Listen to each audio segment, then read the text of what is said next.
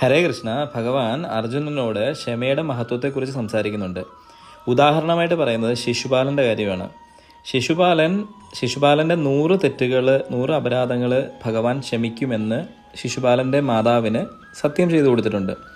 അതുകൊണ്ട് തന്നെ ഭഗവാൻ പല സമയത്തും, അത് നമ്മളൊക്കെ ക്ഷമിക്കുന്ന പോലെ ചെറിയ രീതിയിലുള്ള തെറ്റുകളല്ല ശിശുപാലൻ ചെയ്യുക, വളരെ മോശമായിട്ടും വളരെ രീതിയിൽ ഭഗവാന് അപമാനിക്കാൻ കിട്ടുന്ന അവസരങ്ങളിലെല്ലാം ഭഗവാന് ചെളിവാരി എറിയുകയും അപമാനിക്കുകയും അതും പബ്ലിക്കായിട്ടുള്ള സ്ഥലങ്ങളിൽ വെച്ചിട്ട് ഇൻസൾട്ട് ചെയ്യുകയൊക്കെ ചെയ്യുന്നുണ്ട്.